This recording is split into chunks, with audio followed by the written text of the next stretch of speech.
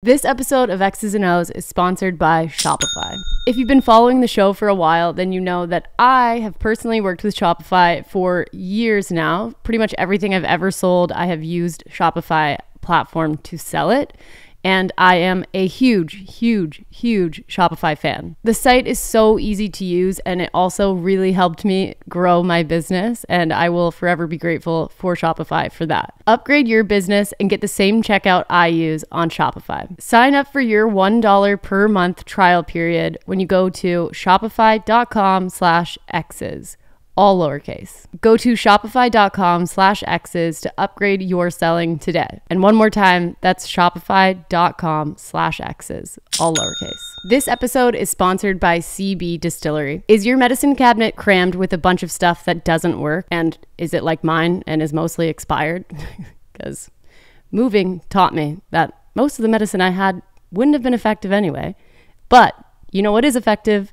CBD and CB Distillery is the best source to get it. If you still aren't sleeping and you're still in pain and you're still stressed out, I highly recommend you look into CB Distillery. Personally, I swear by CBD when it comes to my anxiety, especially the physical symptoms of anxiety that I have. When I use CB Distillery, I see like a real difference in my anxiety levels. I have a 20% discount code to get you started. Visit cbdistillery.com and use code Shannon for 20% off. That's cbdistillery.com. One more time. cbdistillery.com. Okay, hi guys, welcome back to X's and O's.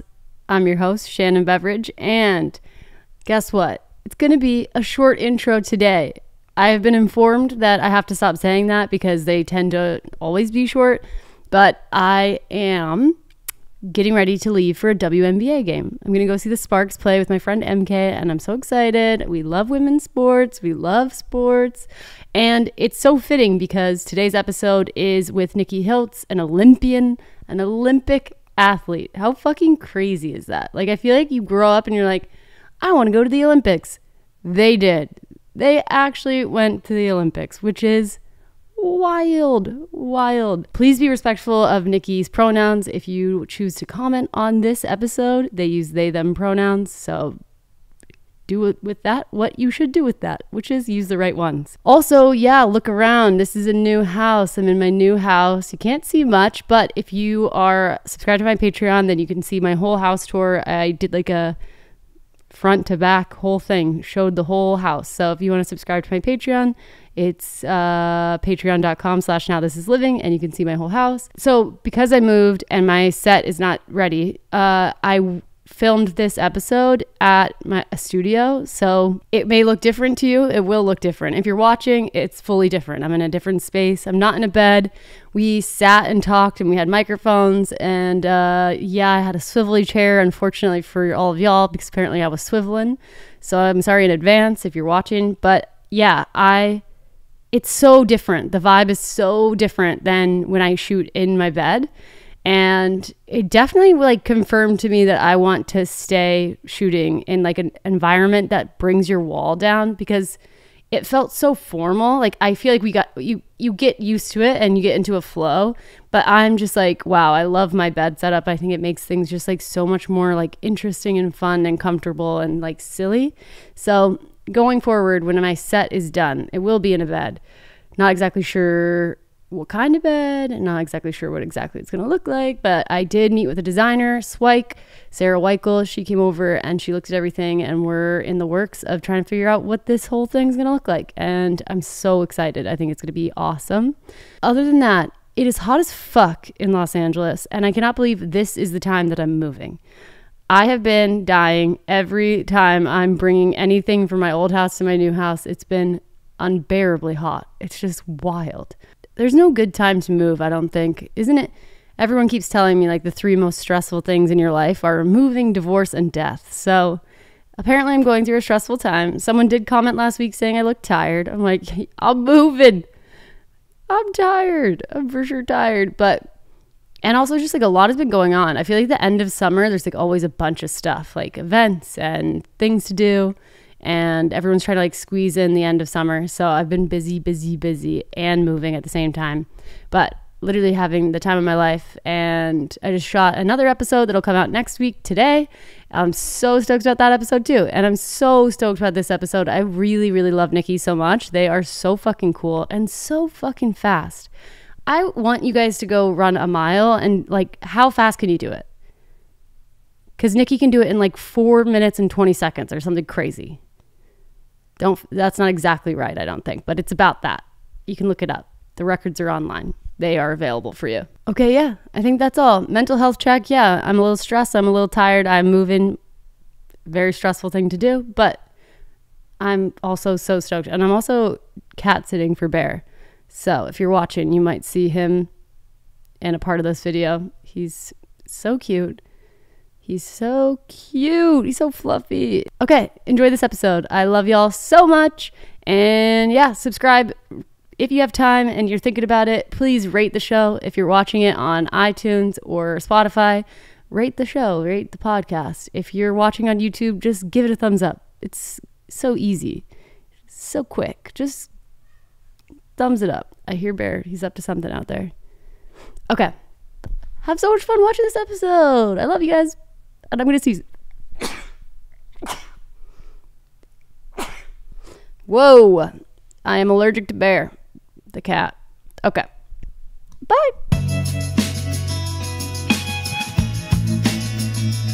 Okay, hi guys. Welcome back to X's and O's, a podcast where we talk about queer relationships and sex. And I am so excited for my guests today. You may know them from TikTok, but more importantly, you may know them for their career in track and field. Well, just track, right? But it's all the same. Yes.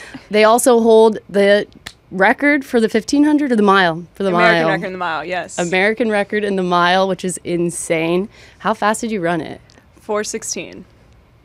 Why? How is that possible? And they just were in the Paris Olympics. They got 7th overall in the 1500, which is fucking insane. Congratulations. Crazy. Thank you. And also the founder of, you have so many things. I have so many accolades to talk about. Okay.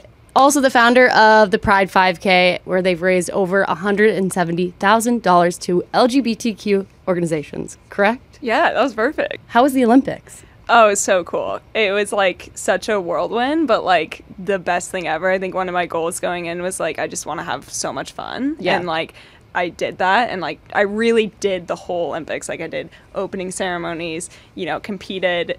I got to race 3 times because of like the rounds of how the 1500 works, and then I did the closing ceremony. So I was like, I'm doing it all because you know I might not make another one. So yeah. So well, and are you? How old are you?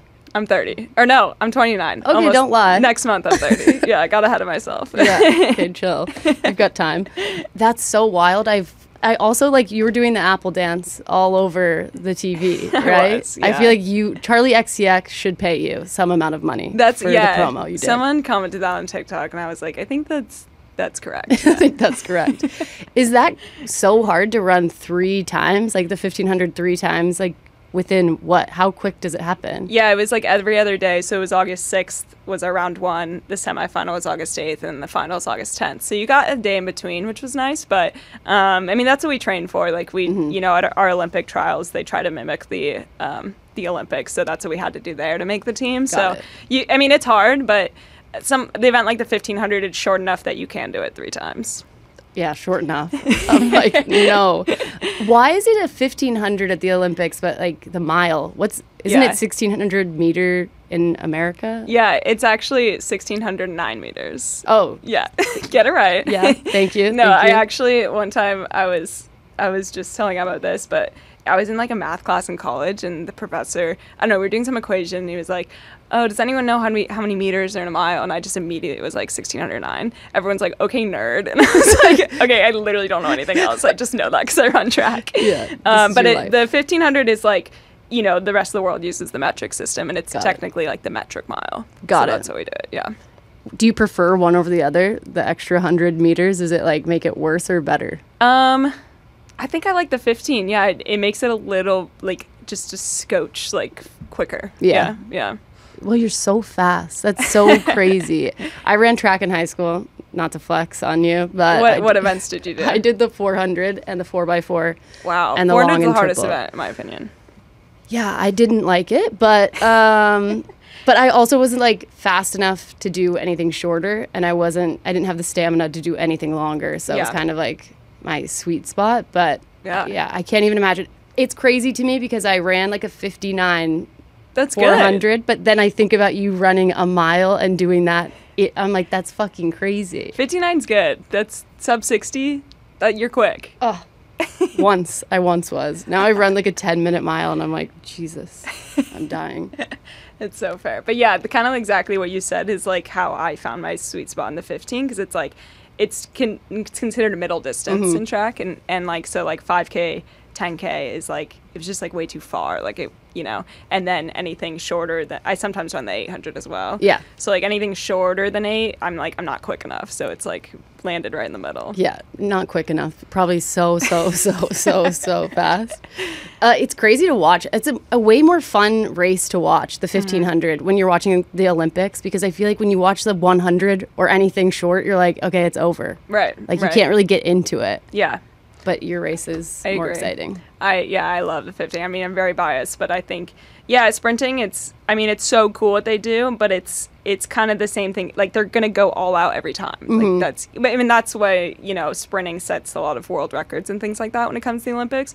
Whereas, like, the 15, like, sometimes it can be tactical and not as quick. Like, we're not going all out all the time. Like, totally. Obviously, in the Olympic final, you kind of are, but like, I don't know. I think that's why I love it. You never know what you're going to get as soon as the gun goes off. Totally. It's like more strategy to exactly. it, yeah. Which is wild.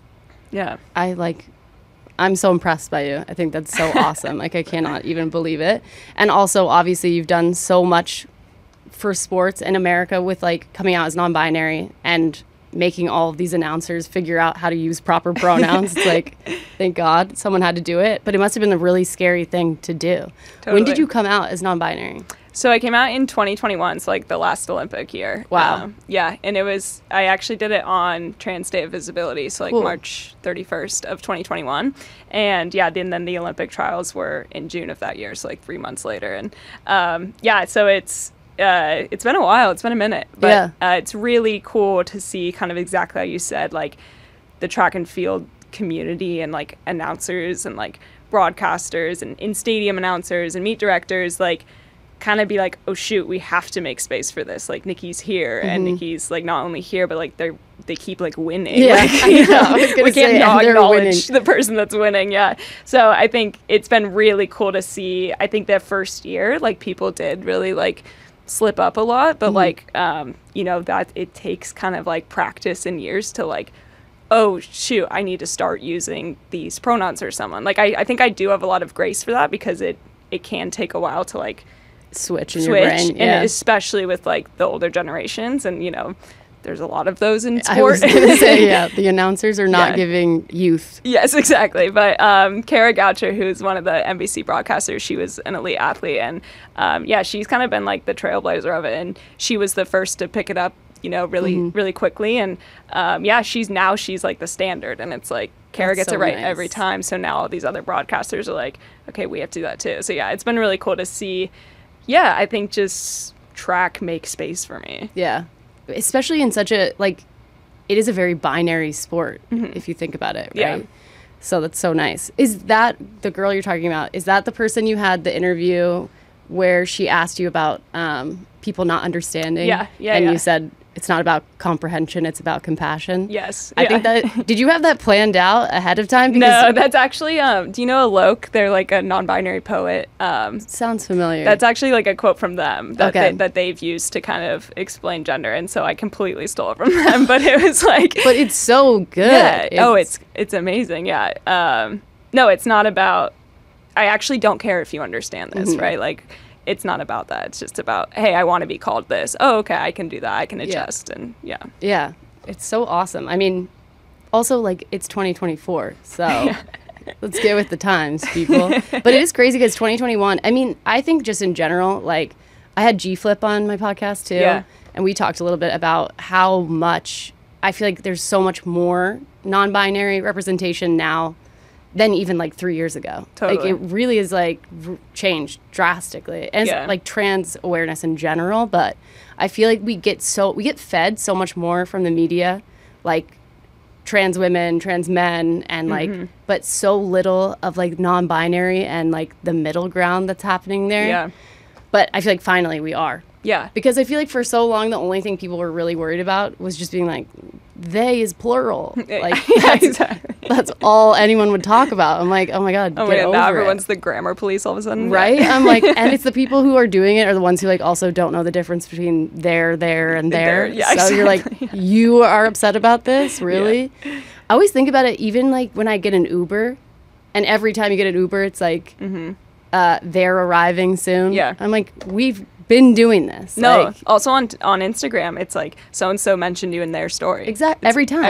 Everyone is there on Instagram. Yeah. Like, come on. It's easy. Yeah. We can do this, America, and everywhere else. Yeah. How was being non-binary at the Olympics? Did you feel like it was more awareness or less awareness, or? Totally. I think, yeah, in the, so after we race, you go through the mix zone, and it's just like, reporters asking you questions, and there it felt, I think, a little bit more extreme and like amplified than any other race, because there was just a lot of reporters. I was like, whoa. Yeah.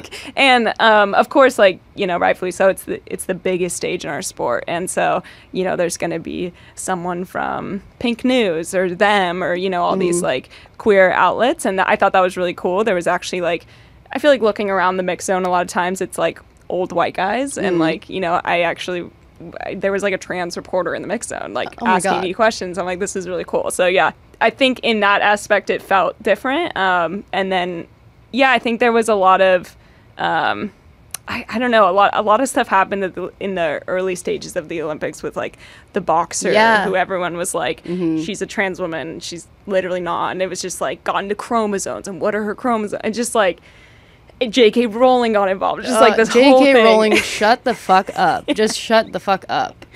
I cannot believe. Insane. What is your problem? Like, literally, go live your life. You have so much money. It's so true. Watch your Harry Potter movies and shut the fuck up. Like she's obsessed with us. It's crazy. Why do you care that much? Like, about anything that doesn't affect you? Yeah. I actually saw like a tweet recently. It was like, I think more people regret their Harry Potter tattoos than gender affirming care. Oh my God, that's a good tweet. Yeah, because so many people have like the Deathly Hallows, right? Right, or like, and also so many queer people. Yeah, which is so sad, like so disheartening. For sure.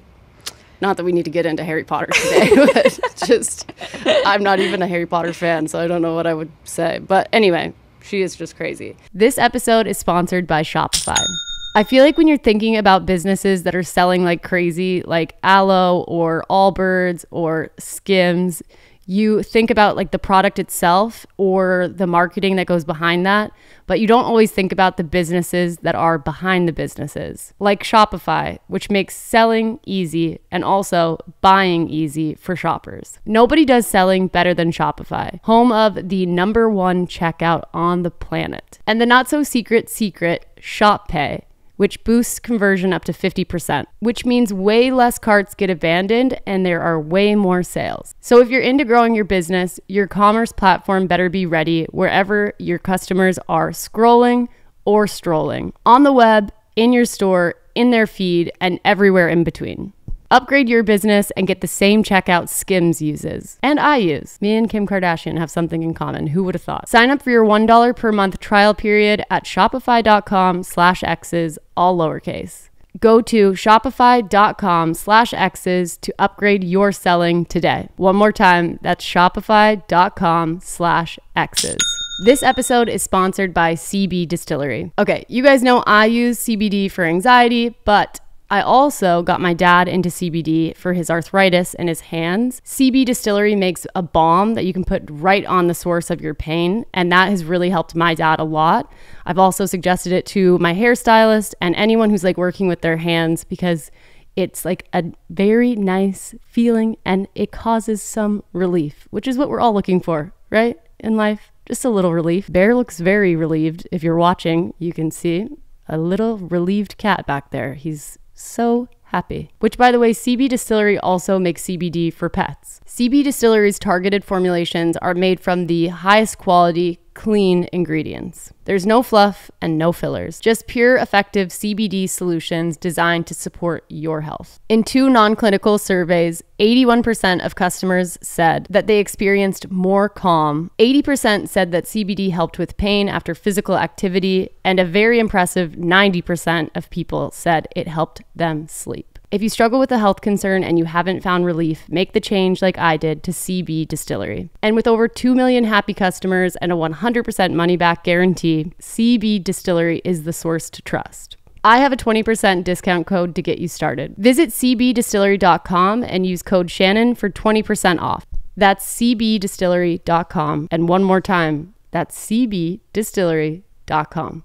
But yeah, that must have been interesting. Do you feel like people were asking your opinion more on that stuff? Yeah. Yeah, so back to, I was like, got sidetracked. So sorry to sidetrack us on JK. Back to that. It was like, I got asked a lot about that. And that was just like, of course, like I've kind of established myself as an advocate. I'm going to speak up for like, my community. But it was also kind of this like, I'm at the Olympics. You guys want to ask me about like the race that just happened or like totally like yeah. I don't know. So it was like this weird, like it felt big in that way of like there was a lot of press around her obviously, and then it was like that's what I got asked about, and like which is totally fine. Like I'm happy to any time to use my platform to like stand up for someone in our community, but it was just like weird because I was like, but she's like not a trans woman. Like, it literally, it actually has nothing to do with not me that deep, either.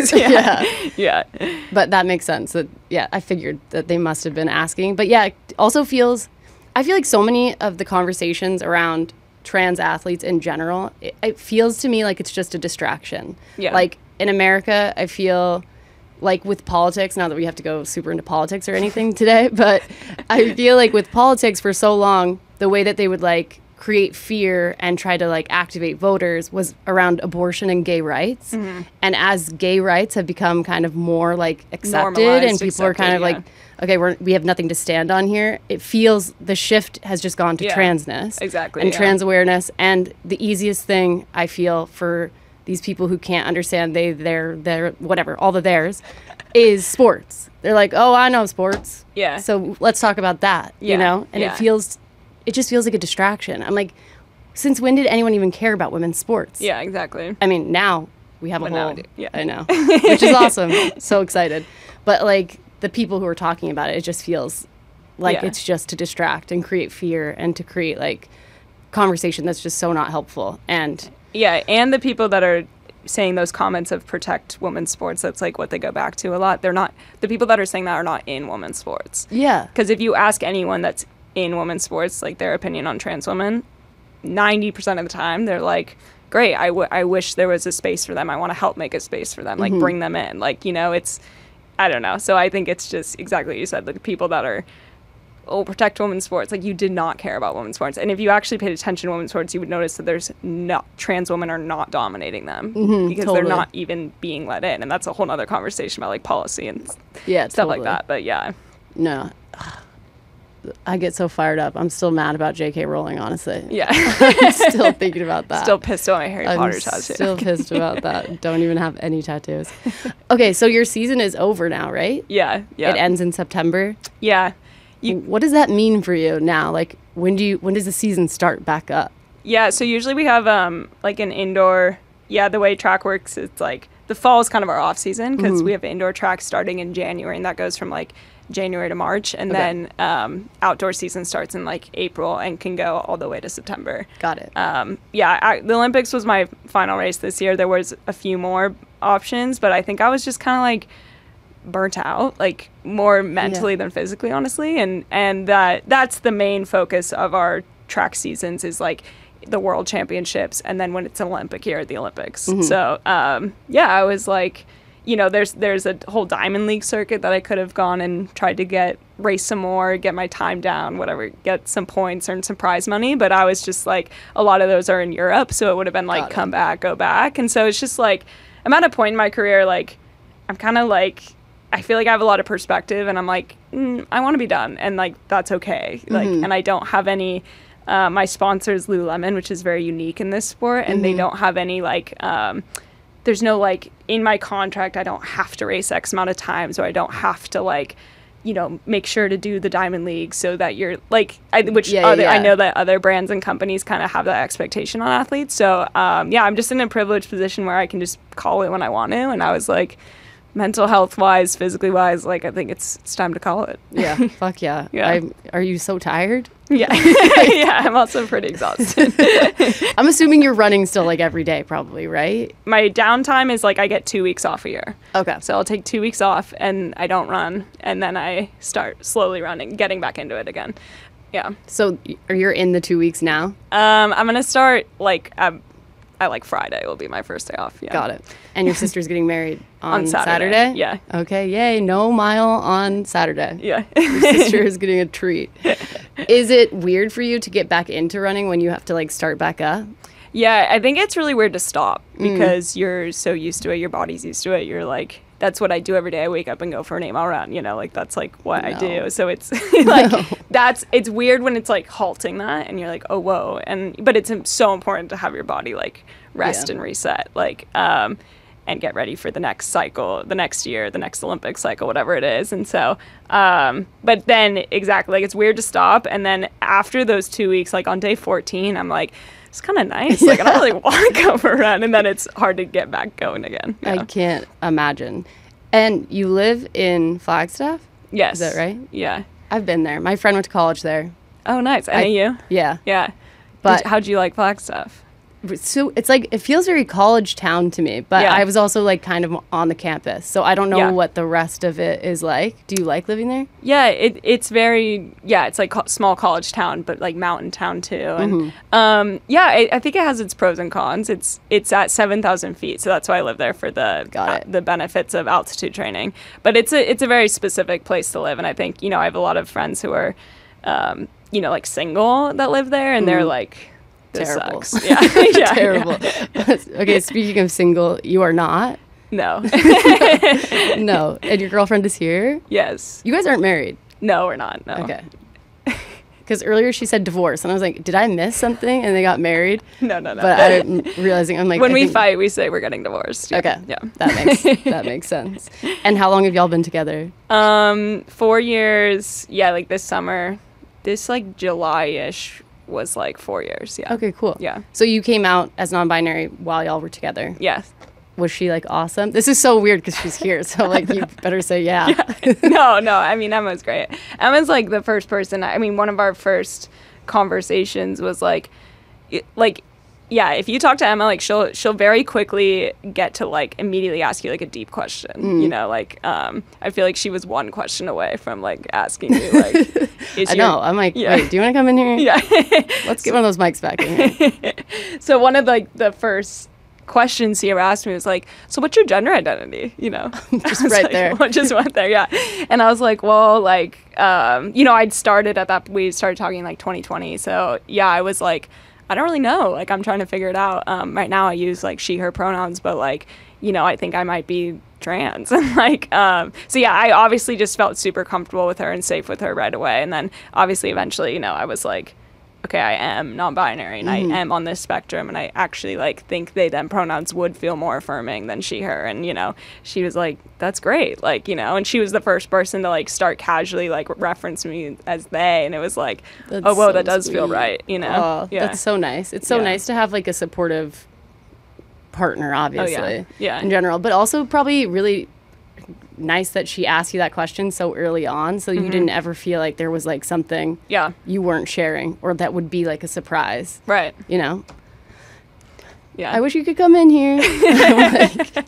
No, for sure. I mean, and Emma's also always the first to like, she's also in the track and field world. She runs a steeplechase and competed at the Olympic trials, and she's she's such an advocate for the trans community. Like, even though she's cisgender, like she is the first to like correct someone or like even talk to like meet directors on my behalf, and like she's just like in so many ways like such a good advocate for like not only me but our entire community. That's so nice. Is it nice being able to run with each other, like train together? Yeah, definitely. I mean, sometimes on runs we get divorced, but that makes sense. This morning's run was kind of rough, but it's so hot here. Are you running outside here? Yeah, no, it's very hot, and in Arizona it's hot right now too. So, but yeah, yeah, no, I mean, it's a built-in training partner. Like, you know, she's, yeah. I could imagine it would be maybe difficult to date someone who didn't run if you're running at the level that you are, because like, I don't know. I just imagine it takes a lot of sacrifice, and there's a lot that you're having to do to make sure you're prioritizing like getting in your training.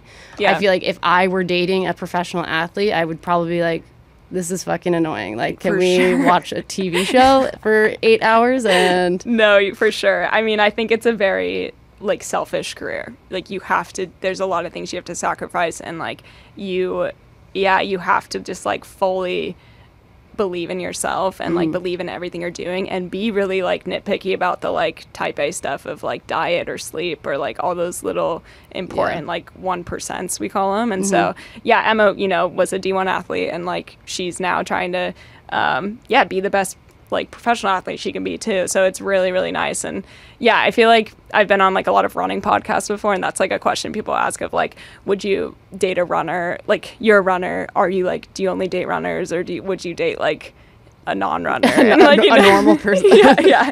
And it's interesting to hear like other different professional athletes like answer to that. But for me, it's definitely like, yeah, I think I need someone that understands this, or because it's a lot, and it's Is there a lot, like, when you are training and stuff, what are you eating? How are you sleeping? Is it like a very meticulous? And are you type A naturally, or do you just do it for that? I think I'm like, I don't know. I'm like on the spectrum of runner. There's definitely like people that are more type A than me, but I'm not gonna sit here and be like, I'm chill, because Emma's in that room and she's like, no, you're fucking not. So I would say I'm somewhere in the middle, and definitely certain times of the season I can be more like, okay, I really need to get my sleep, you know, this next month, and like, you know, make sure I'm in bed, like I say in the 10s, so like if it's 10:59, that's fine, you know. Okay. But yeah, I try to get like 9 hours of sleep a night, which is a lot. And like our diet's we eat pretty well, but like I'm also, if I want a cookie, like I'm gonna eat a cookie. I'm not gonna like, because at a certain point the like I don't know, there's a lot of like honestly eating disorders that can come with like distance running, and and a lot of college programs like deal with I would say just disordered eating, because there's this like, we're kind of trying to unlearn and break down what was like these coaches in like the 90s and early 2000s that were like, oh, the lighter you are, the faster you are, which like is not true. And I'm really proud of like my generation for being like, no, it's not true, and we're gonna like, it's about just being a healthy, well-rounded athlete. And things like lifting is like kind of taboo in the distance running space, but now it's more and more accepted of like, no, it's okay to like carry muscle, and it actually can make you a better athlete. And like, totally. I went on a random rant there, but I think it's so interesting. And I saw you talking, I think I saw a TikTok of you talking once about how you do weight training, and not a lot of long distance runners or mid distance runners do that, right? Yeah. It seems like it makes sense that you should want to have muscle there too, right? For sure. And be strong. Yeah. But yeah, I feel like just in general, people from like the early 2000s, 90s, 80s, all from before, way more disordered eating in all worlds, everything, you know? And true. We didn't have all the body positivity in general that we have now, where people are like, don't fucking say that when someone says something that's like triggering in that way. Yep. Life has changed so much, quickly but slowly. Anyway, can we talk about your Pride 5K? Yeah, let's do it. I'm like, keep looking at your shirt. I'm like, yes, is this your shirt? When do you do it? We do it in the fall every year. So we originally started it in 2020, like during the pandemic, and it was in June, just like, you know, Pride Month.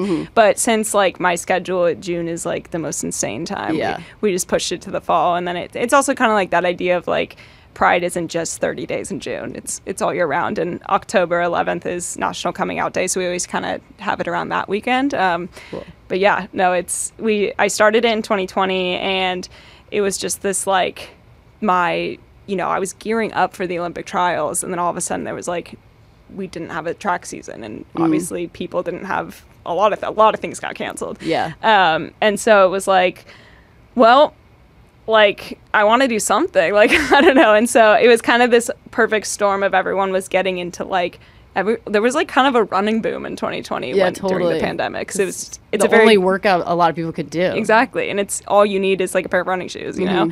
And so I was like, well, a lot of people are running right now. And a lot of virtual races were like the Boston Marathon, for example, was turning into like a virtual race where like on that day you people ran the Boston Marathon, but like virtually anywhere. So I had this idea to like, oh, I want to do that. Like I want to do a virtual race and raise money for the Trevor Project, you know?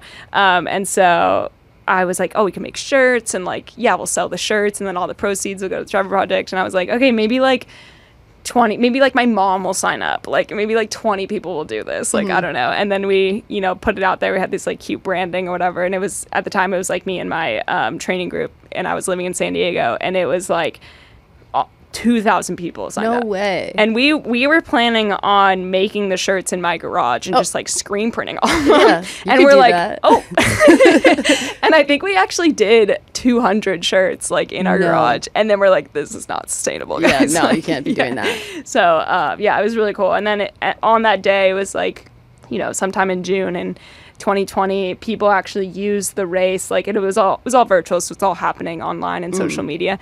3 people actually used the race to like publicly come out as queer. Way. Yeah. And it was so crazy and special. And I was like, okay, this isn't just like a one-time quarantine thing. Like I want to keep doing this every year and forever. And so, it's just grown and grown. And, you know, we did in 2022, we did an in-person race in Flagstaff, which was really fun.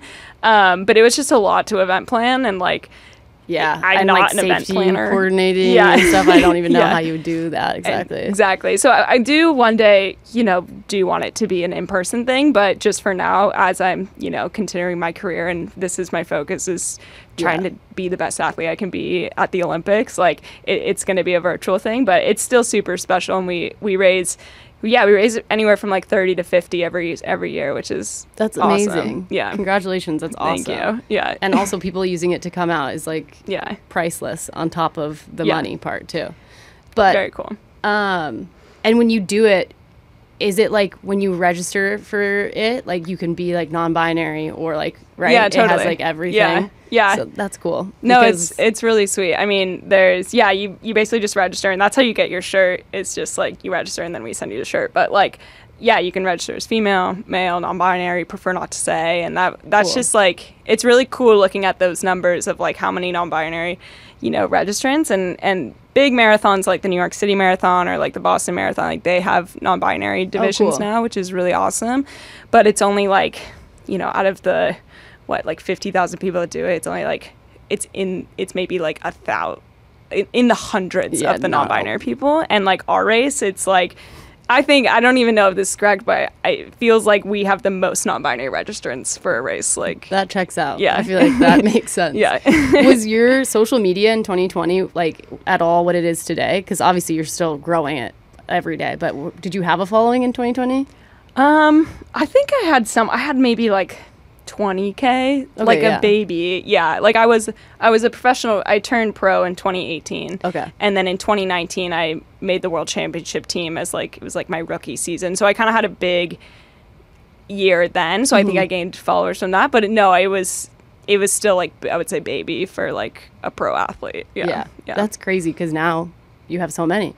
I guess. Yeah. I guess. Do you like that aspect of your job? Like, are you enjoying the TikTok part of it and like the social media part of it? Is it give you more inspiration for like running even? Yeah, I think that's a good question. I think I enjoy the TikTok part of it because it's so unserious. Yeah, like it's fun. I forget that I have like a following on TikTok. Like I just do it for fun and then I forget like, oh shoot, like people can see this. Like this is available for all eyes. Yeah. But I think it's like pros and cons. Like I think, you know, certain like sponsorship, like you know you have to pose for this brand or whatever. It's like that can get like, you know, but I don't know. I mean, I enjoy sharing my story and I enjoy sharing other people's stories and using my platform to like stand up for what's right and calling stuff out. So totally. I think there's something so powerful about social media that you are in control of the narrative because especially someone like you and a professional athlete, like you're having people write stories about you, and like I'm sure you're doing interviews with people, you're going on podcasts, but you're not really in control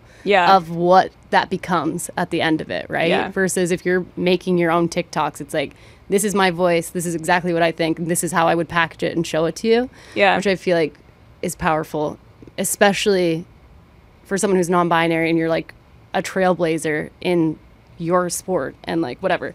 Without you sharing your voice authentically, who knows what that story could become, right? True. Like, Yeah. I think it gives you power in a place that could be powerless. But Yeah. also, I love, you said something, don't know where. I do research, but I don't know where I get anything. Oh, you're but good. You said something about it's hard to hate what you know. Yeah. And I think that that's so true. And I think it's so clear.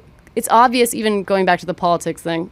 Again, we don't have to go too deep into it. But like how now it's harder for people to even get people to rally against gay rights. You know, Yeah, it's exactly. become so normalized because there's so many people talking about it, so much more representation. I feel like, yeah, we're finally getting that same wave for like non-binary people because of people like you. And things like the documentary thing you did with, what is it? Tracktown USA. Yeah. That was so cool. I watched the whole thing. Oh, thank you. No, that was really fun. Yeah, it's just like, I think exactly like the gay marriage stuff is like, it's really hard to find someone who doesn't know a gay person. Exactly. And now it's like we're kind of hopefully getting more towards that with trans and non-binary people. And it's like, I think some of my favorite like stories I've heard from like, you know, I'll talk to people like after a race in the stands who like came to watch is it's like, oh, my dad is a track fan, like he just loves track, but like he has no idea anything about like the queer LGBTQ community, but like he saw that like you came out as non-binary, now he like knows what that is, and then therefore like I could come out to him. And it's just like things like that. It's like, wow, like that's literally what it's all about. It's like if you don't know, I think it's so important for like media and like just the communities can continue to share trans stories because then you know a trans person, right? Literally. Like and like people know who Elliot Page is, and that's important. Like totally. And so that's, I mean, I'm so grateful for like Tracktown or like any podcast that has me on, like anything like that, because it's just normalizing it. And it's like who knows who's listening who has like no idea of like totally. Oh, I didn't know what that meant. And like then maybe they have a kid who identifies as that, and now they know what it is, and then now they're like, it's just it's big. Because I always think about how impactful it is for the queer people, like the queer young people. Like usually from when I'm making all my content, I'm always thinking about like my younger version of myself and how much she would have liked to have something like this, you know? So I always am thinking about it from the queer perspective, but I don't often think about like, especially because you're doing it in a platform where you're in front of all types of people. Right. Like my audience is already pretty siloed into this one thing. Exactly. But you're literally on the world stage talking about something. And it's not just important for the people who are queer or like the kids who are queer who see you and are like, oh my God, that could be me. Yeah. But it's literally important for the straight people and the cis people and like people who just would have never had to know a trans person. Yeah. Unless NBC is like using your correct pronouns and being like, and this is Nikki. Yeah. So it's so sick. You're literally changing like so many lives, which is awesome. Yeah, it's crazy. It becomes like impossible to really, I feel like, even accept hearing that or like thinking about that, like the scale. It's so weird. Yeah. You can't really probably process. No, definitely not. Yeah, I think just like what you were saying reminded me of like, I think so many people right now are trying to other trans people, right? And like, not talk about politics. We hate politics. This is not political podcast. No. But like one side is definitely trying to like use trans people as like, you know, to like turn people against each other and oh, they're weird, they're this, they're taking over women's sports, like whatever it is. And it's like one of my main goals is like I want to be like impossible to be othered. Like I'm here. I've been doing track and field my whole career. Like my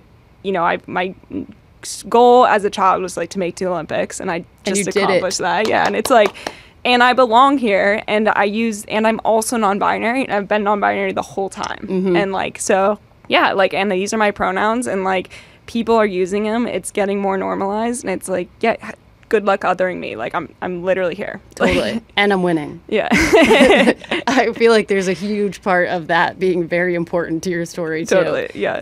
I feel like, I don't know, who knows if you were less successful, maybe they would just not even be caring. Like, if you were in the back of the pack, maybe they wouldn't have to announce you at all. Right. Versus now, you are giving them no choice. Exactly, yeah. Yeah. Which is fucking awesome. Yeah, it's very cool. And it's also, like, it's very much, like, coincides. Like, I started winning when, like, you know, there's a lot of factors. I'm older. I've, like, been at this long time. I moved to 7,000 feet. Like, you know, I got very serious about this thing, and I'm, you know, maybe in the peak of my career. But, like, there's also this big element of, like, I came out about something that was, like, weighing me down. That was, like, I felt like I was dragging, like, a ball and chain around the track with me. And now it's, like, I'm here and people accept me, and it's just like this relief of like, oh, I can actually be myself and it's fine. And like that has it's like they're hand in hand. Like that's allowed me to be successful the past few years. You're lighter.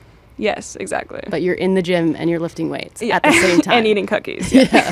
We can do all things. Speaking of winning, where do you keep all of your medals? Actually, this organization called Athlete Ally made me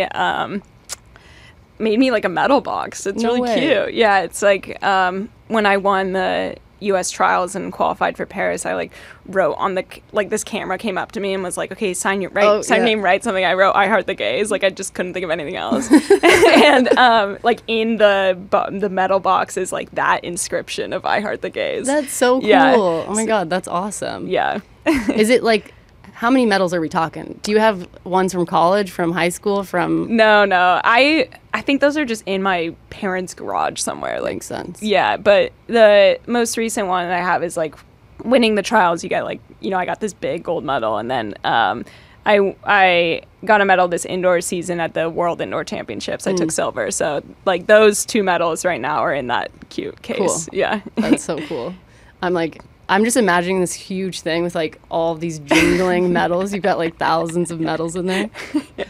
So you were a soccer player, right? Yeah. And then they were like, wait, you're actually really fast, by the way?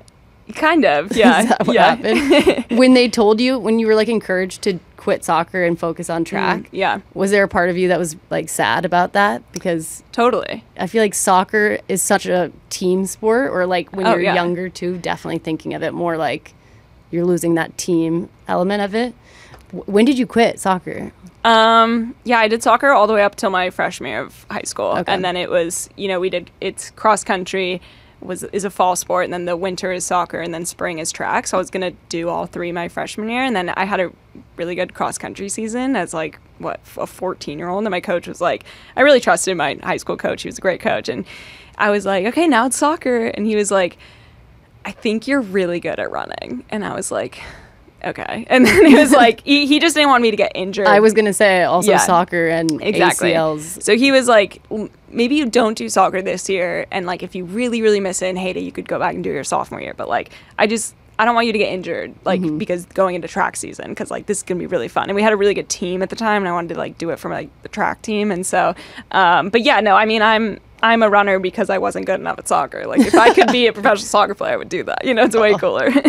Oh my gosh, the U.S. women's national team or whatever. So were you cool. like a fan of? Oh yeah. Okay. Oh yeah. Did you see any soccer players when you were in Paris? Yeah, at the closing ceremonies, we were standing in a line to like load these buses that were going to take us to the stadium, and right behind like a lot of the track people was like the women's national team, and they're just standing there with their like, gold medals. And I was like, they're so cool. They're so cool. Yeah, I got a picture with Rose and a couple others.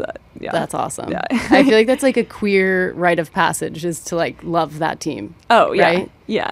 I'm a bad gay when it comes to sports, because I know nothing. Like, I really am not that, but people always talk to me about it, and I'm like, yes, like, I love just those like girls.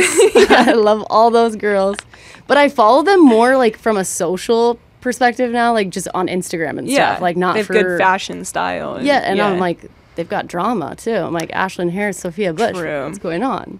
You should have them on the pod. I would love to. Please come on my podcast anytime. I know, I'm like, but yeah, they're very entertaining, to say the least. And now they all have podcasts too. Yeah.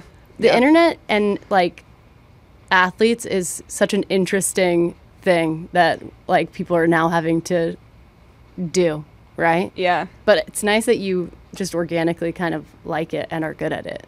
That's true. Yeah, no, there's tons of athletes and yeah, specifically like, yeah, maybe like female athletes in the like the women's middle distance athletes, fellow Americans that I, compete with, and they're just like such cool people. I love them all. Like some of them just like don't ever post, and that's totally fine. Yeah. They're still great athletes and like Olympians and all that. And like, yeah, no, it's totally a personal preference, and it's not.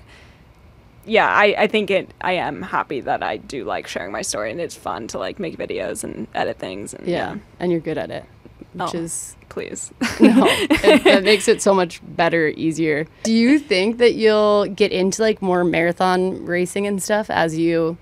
Is that like a dream? Like, do you see you and Emma like you're like 60 years old and winning the Boston Marathon? Like, what's your plan for like your longevity, your future? Yeah, no, that's a good question. And people just like know marathons, and they're like, oh, like when I'm in like an Uber or something, and someone's like, what do you do for a living? I'm like, well, I'm a professional runner. And they're like, oh, so like how many marathons have you done? I'm like, 0. I will never run a marathon. I do not run the marathon. I run 1 mile. Like, but yeah, no, that is common to like move up in events as you get older. So like, I think eventually, I don't know, maybe in like 4 years, like I'll probably run a 5K, like the next event up. But I'm not gonna run the 5K until I stop being good at the 15. Like, this is my favorite event. But yeah, I mean, I'll never say never, but I don't think I'll ever be like a competitive marathoner. That's just not my like forte. But I would love to do one. Like, I think New York City, I've been to New York City Marathon a couple times for just stuff with Lululemon, and it's just such a party, like running through all those boroughs. And it's so cute, too. And like at the end when like everyone's like walking, but people are still out there cheering them on. It's so wholesome. I cry every November for the New York City Marathon. It's so sweet. It makes me almost want to run, but no.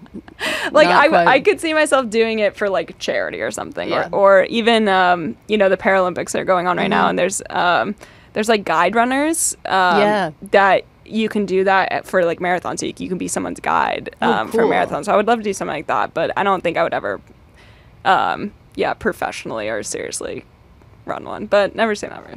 Fair enough. The Paralympics are awesome. Yeah. It's so great. My whole TikTok has become the Paralympics right now. I'm definitely engaging and like watching them all the way through.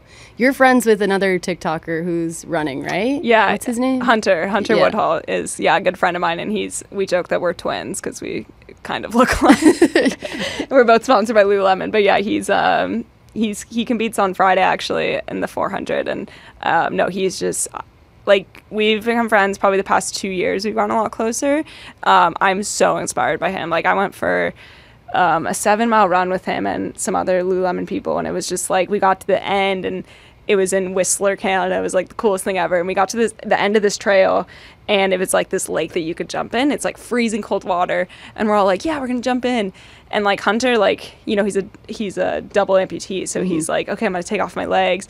And just like watching him, like, took his legs, he just went for a 7-mile run, took his legs off, and just like scooched into the water. I was just like, you're the coolest person ever. Yeah, like, badass. It's so badass and so good at what he does and so dedicated. And like, yeah, his wife Tara is also an icon and an Olympian too. Yeah, just won the Olympic long jump, and so yeah, they're both just awesome people. And yeah, they also great content from them too on TikTok. Like, they're so good at it. Yes, yeah. But yeah, also same. I mean, we don't have to talk about him, but I'm just blown away. I think he's so good. And I saw you posted, I think, on your story something about him the other day, and I was like, I'm obsessed with him and his wife. They're like the most gorgeous couple I've ever seen in my life. I'm like, this is not normal. Yeah, they're also just such like genuine people. Like, they have massive followings, and it's like, I don't think it's gone to their head at all whatsoever. Like, they're just so down to earth, and big Tara and Hunter fans. Love.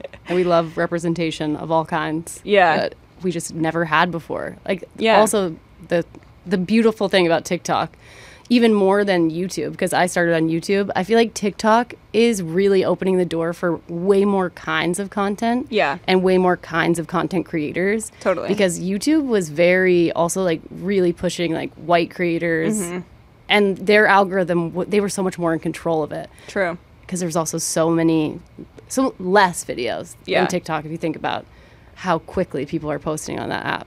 So true. I can't even. Yeah. TikTok scares me. No, but it is really cool to see, like, the Paralympics. I think this is the most attention they've got, like, this year for sure. And it's, I mean, it's like, they're athletes. Like, they're the best athletes in the world. Like, literally, they're yeah. the swimmers that are swimming crazy. Like, I just can't even get over it. It's so crazy. Cool. Yeah. I can't do anything. Like, just in general, I can't even get myself to go to the gym that I'm paying for. I'm like, nah, that sounds terrible.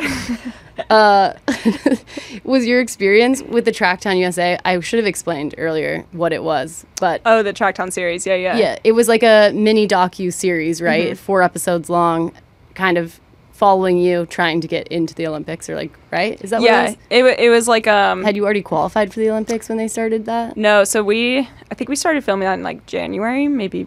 Yeah, I think start of the year. And no, our Olympic trials is June, and it was June 30th was the 1500 final. So I didn't know I was going to go to Paris until you're top 3 in that race. So I had a good idea and I hoped that I could, but you have to do it on the day. And if you're 4th, you're not going. That's so wild. And also, like, what if you like were sick?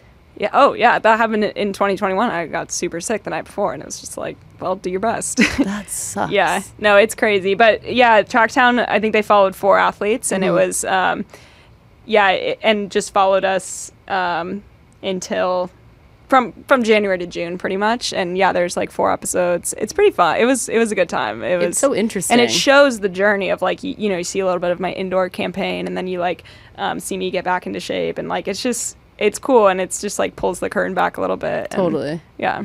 I loved it personally. Do you like indoor track better or outdoor? Oh, I think outdoor, 'cause that's the one with like the big world championships and the Olympics, but indoors is so fun. I love it. Is it a smaller track indoor? It's a 200-meter bank track, so okay. And we actually run slightly different events. Like, we actually run the mile indoors. Okay, cool. And the 15 outdoors. So yeah, it's like 8 laps around this track, and it's so fun because I think that my favorite part about the event that I do is like the tactics, and we were talking about that earlier. And indoors, because it's a smaller track and like tighter turns, you have to be sharper with your tactics, and like it's just a lot of fun. Yeah, it's fun to watch too. Just because the bank thing, I feel like it looks faster somehow. Yeah, it's like the tinier little track. There's also there's no wind. There's no like, oh, it's so hot today. Like the elements are very controlled indoors because you're inside. Totally.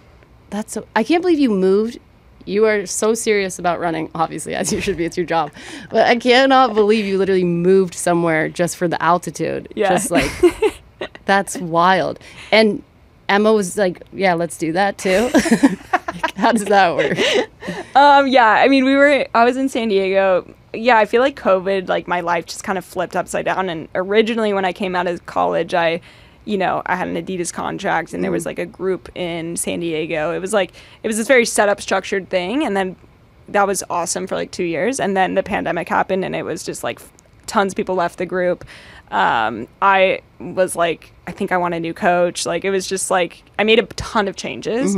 And so then, but I wanted to stay there because it was like, okay, well, 2021 is the new Olympic year. Like, I'm not going to switch anything up right before this. So I kind of stuck it out from like 2020 to 2021. And it was like, Emma and I were like, this isn't great. I think we need a more setup, like, yeah, I think more structure. And so that was found in Flagstaff. So it was like she had a remote job at the time, and it was definitely stressful of like asking her boss, like, can I move a state over? And yeah, like, no, I mean, I'm so grateful for Emma for like doing that adventure with me and like sacrificing a lot of time and energy in those hard conversations to up and move. But and then we full sent it, and then we've lived there ever since. And I mean, there's, like I said, there's pros and cons to it. It's a very small town, and yeah. But how long have you been dating when y'all moved? Let's see. We moved in March of 2022. Okay. So it'd been like coming up on 2 years. Okay. So only like probably like a year and a half. Yeah. Did y'all live together before you moved?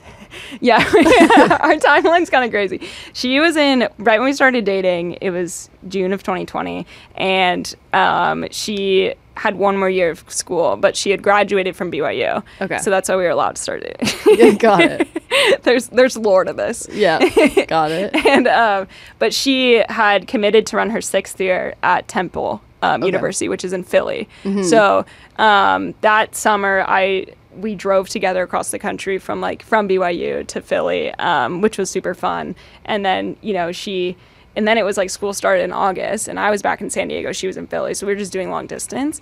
And then it was COVID. And so all of her first semester, just everything online. So she was like, well, screw this. And she didn't have a cross season. So she was like, I'm coming to live with you for the first semester. And it was me being like, please come live with me. And so she literally drove back across the country alone. This is a very gay story. Yes, I just have to say. From Philly to San Diego. So it was farther than the original drive that we did. And and then we just, then we lived together from, August to then she went back in for the second semester, January. Mm-hmm. So we full send it, we had just started dating. We were just immediately kind of lived together, which was, a lot. I've heard of you hauling before. Exactly, yeah. And then she finished up so then she was in Philly from January to June and then graduated and then came and moved with me to San Diego. Yeah.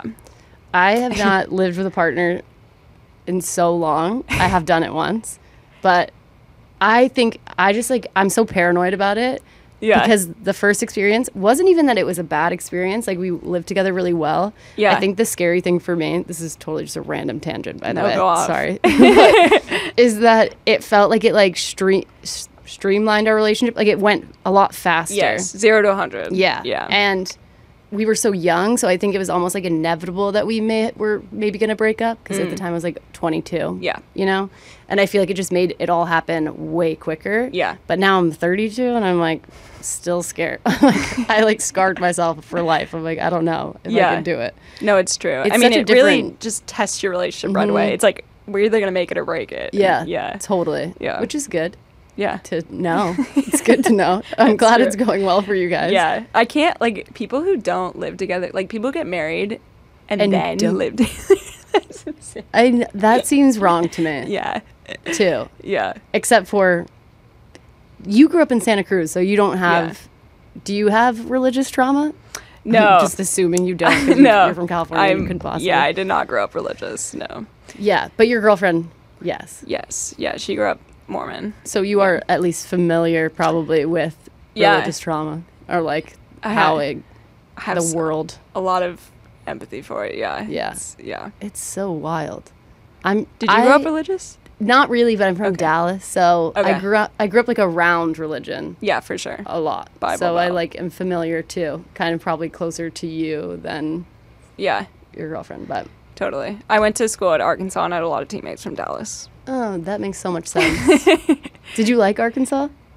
I was there during a really weird time. I was there from 2015 to 2018, those 3 years, and it was literally the 2016 election. God, we were really talking about politics. You know what? They do go hand in hand with our lives.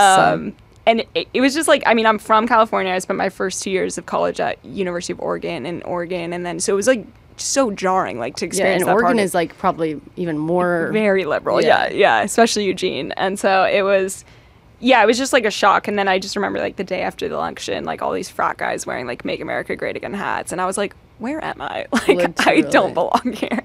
Yeah. Terrible. Yeah. I went to school in Oklahoma, so similar vibe to Arkansas, I would say. Were you out in Arkansas at all? So I actually came out when I was at Oregon, my freshman year, to a few teammates, handful of people. And then when I transferred to Arkansas, I kind of went back in the closet. I was I'm not going to share that with anyone here. But then I started dating a teammate, so then it was okay, this is obvious. Yeah. So I actually did. I came out in 2016 when we started dating. So yeah. Wow, that's a wild time to be coming out. Yep.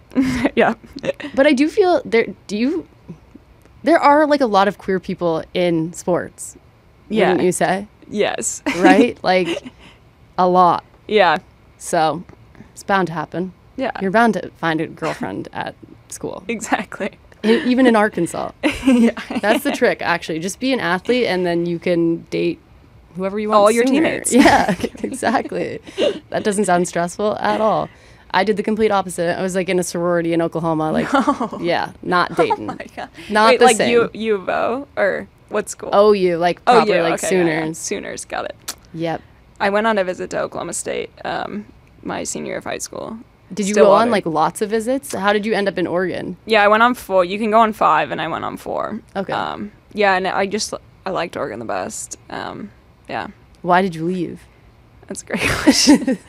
There is a lot of reasons, but I think I kind of was a little shit my freshman year. I like broke some rules. I was like partying a lot and like drinking, and I was also injured, so I wasn't racing. Got it. So then it was like I got in trouble with like the coaches, and then my whole next year I was like, competing again.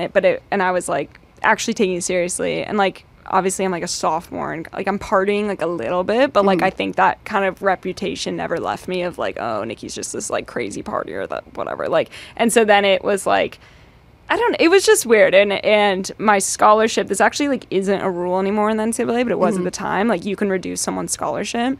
So I was offered like whatever X amount of a scholarship, and then after my freshman year when I was injured the whole year, I got like reduced a little bit. So I was like, okay, and it was like, you didn't perform, so we have to like take some of your money away. I'm like, okay. That and seems like wrong. Yeah, and it's literally like not allowed anymore. Yeah. And so then my next year, my sophomore year, when I was like actually competing and I did really well and like qualified for nationals and whatever, all that stuff, I at the end of the year meeting, they were like, okay, well, we're gonna like cut your scholarship again. What? And I was like, what? And when I originally went there out of high school, I mean, Oregon is one of the best track schools in the country. So it was like, I remember I got offered like a partial scholarship, and they said, okay, we know you're really good. You deserve a full ride, but like, this is just how we do it here. We're going to start you on a partial, and every single year you're going to get more. And they did the opposite? And they actually did the opposite. And then after talking to teammates, they were doing it to everyone. So it was just kind of this whole mess of a situation. Yeah. And I was like, I also wasn't 100% happy there. Like, it was rainy all the time. I was like, I don't like this. I'm from California. Like,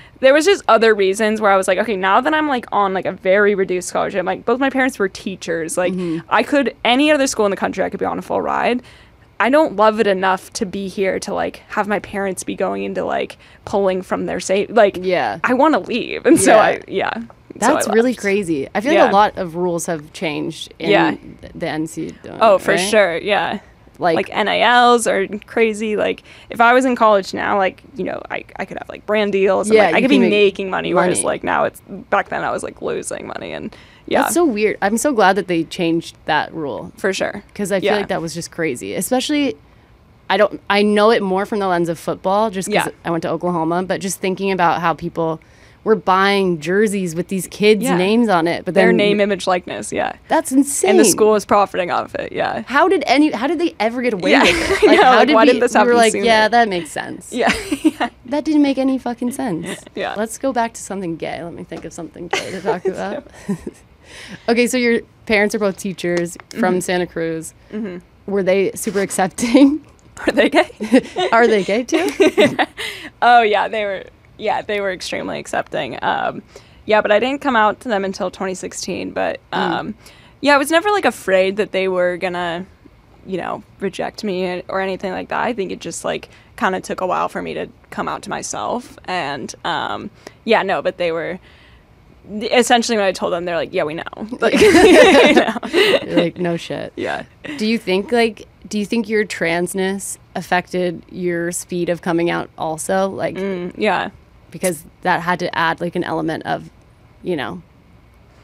battling with yourself. Yeah, totally. That inner battle or whatever. Yeah. I think I knew I was trans before I was gay. Like, before, like, because think about when you start having attraction to like, or like puberty, like all that stuff, like that happens late. That happens when you're like maybe, I don't know, 11 to 13 range. Totally. And that's when I was like, oh, okay, I'm into girls. But like, when I was 4 years old, I was like dressing like a boy. Like, I was wearing backwards hats. I was like, how you like play out your gender was happening way earlier on. Totally, yeah. Yeah, I think people are like, oh, like tomboy is like a word thrown around, or like, I've heard it before. Yeah.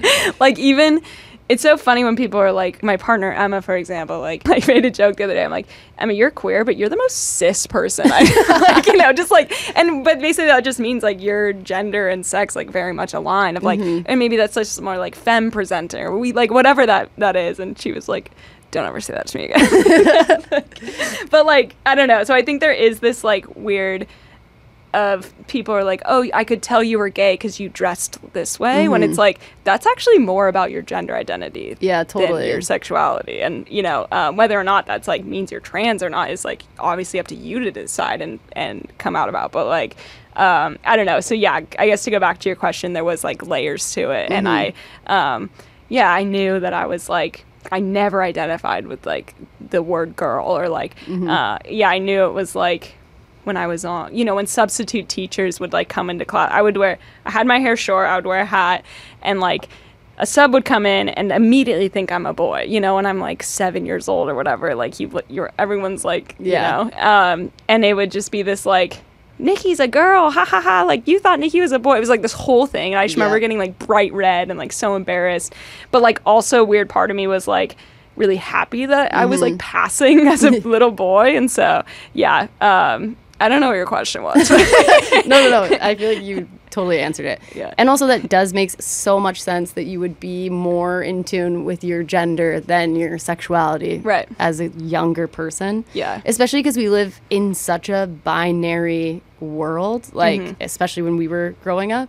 Like girls sit over here, boys sit over here. Like this is what girls wear. This is pink is for girls. Like I'm so curious as time goes on and like as the world in general becomes less binary, because I already feel it's becoming less. It's still completely is, but you know when you see like a little kid on TikTok and his parents are letting him wear a dress, and they're just like, that's what he wants to do, you know, and it's like I don't know. I'm just excited to see how that affects people and their connection to their gender, because I always think like the same way I think of like sexuality on the bell curve of sexuality, right, where it's like probably more people are a little bit bi than are straight or gay. I feel the same kind of about gender. And like there's probably a lot more people who are non-binary who just don't have the language to even know that would be more affirming to them. But we'll see what happens, I guess. Back to, not to steal another quote from Alok, but they always say, like, I think there are as many genders as there are people on Earth. You know, like, that's how many ways you can, like, play out and, like... Totally. You know, present yourself. And then also what you were saying reminds me of, like, back in the day, people who were left-handed, like, it was, like, not allowed to be left-handed, right? It was, like, were forced to then, like, use your right hand. And then at some point in time, it, like, switched, like, no, we can allow people to be left-handed. Like, we can allow it. I guess we can allow that. And then all of a sudden, it was, like, the amount of people that went from being left-handed was, like, 1% to, like, then it's more, like, 30%, whatever it is now. And it's not like there's all of a sudden more left-handed people in the world. There's just like, oh, it's accepted. And that's the exact same thing when it comes to like queerness. 100%. It's not like there's more, it's just now it's okay to be that. Yeah, there's just like allowance. That's it. It's just like, okay, sure, yeah, you guys can do what you want. Exactly. I can do what I want with my own body. Yeah. Crazy. Yay. Thank God.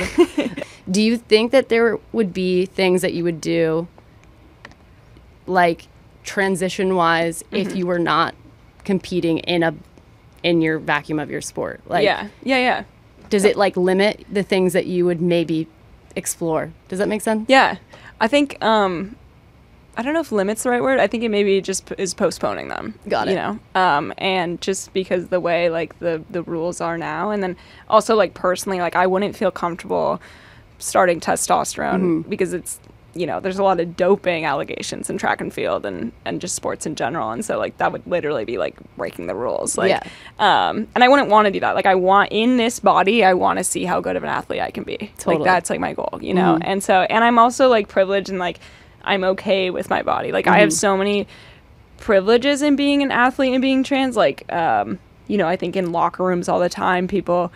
You know, I'm on the women's team, and it's like, oh my God, my boobs are so small, and like there's a lot of gender dysphoria when it comes to like women athletes in like, oh, I don't want to get too muscular because I won't be like desirable or like, oh, my boobs are so small because I'm running so many miles, and like what, like, you Yeah, know, and totally. I'm like, those two things for me, like, I'm very like flat chested and like I love that, and then I'm also like, I have a six-pack and I have like muscle, and like that's gender affirming too. And so things in that way, like being an athlete, I think actually has like, I can be more affirmed in my body and that. But yeah, I do think one day I would love to start testosterone and maybe, you know, get some gender affirming care and gender affirming surgeries, things like that. But for now it's just like, yeah, I'm just me. And Totally. it's also not like, I think people, and obviously your podcast knows this, so I'm not talking to like your audience, but like they might not, honestly. They might not. I think a big thing I run into is people see the word trans, they automatically think like transitioning. Totally. Right? They're like, okay, what have you,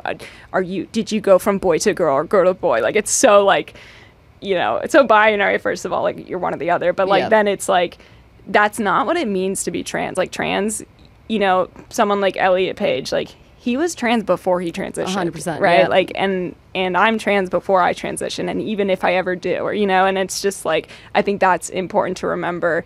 And I think that's what like people in the middle get stuck on a lot of. Totally. Like, yeah. Totally. Well, and also, to be fair, it's what they're getting fed so much of, with like the gender affirming care being ripped away from so many people. Yeah. That's what they're so focused on, the changes that are physical, and so little worried about like how someone is just emotionally okay or not okay in their own body. It's like, but it's like the media has like weaponized that, I feel, so much, which is just sucks. Yeah. But anyway, I never thought about that before. I think it's so interesting. I never thought about how there's probably so many more female athletes that have like gender dysphoria, but it's because their bodies are changing and becoming more masculine. It's kind of like, what an interesting perspective, and like that you've been privy to those conversations forever and thinking like, wow, this is kind of awesome for me. Right. As other people are like, wow, I feel like I don't look like what I think I should look like. Yeah. But that's also changing so much. Like, because Totally. you see so many women athletes of like, you know, even Tara, like someone we were just talking about, the long jumper, like we had a conversation this summer, and she was like, this year I was always so afraid to like, you know, bulk up, and she's like, I'm just like not anymore. And like, because there's been so much representation of like, no, like it's, women come in all different shapes and sizes, and like you can be strong and buff and be like a badass, like hot woman. I think I think that's what people are finally like women are finally like, wait, I'm sexy even if I could pick you up. Yeah, you know? Exactly. Yeah. Also, a great example I think would be Alona, right? Yes. She does so much for that, and like talking. I also love that she's straight. I'm like, go off. I want you to be gay, but she's also like changing by talking about that too. It's like, wow, we need all the representation. Exactly. So many more voices we need to be hearing from. But I'm so happy that we got to hear from you today. Yeah, thank you so much for coming on my podcast. I hope you had fun. Did you? Yeah, thanks for having me. This is great. Thank you guys for watching, and you can follow Nikki on all their socials. I have them all below in the description. Do you have anything exciting coming up that people should? I mean, Pride 5K. Pride 5K. Yep. Follow Pride 5K on Instagram, and then links in the bio to register. Perfect. All right. Thank you so much.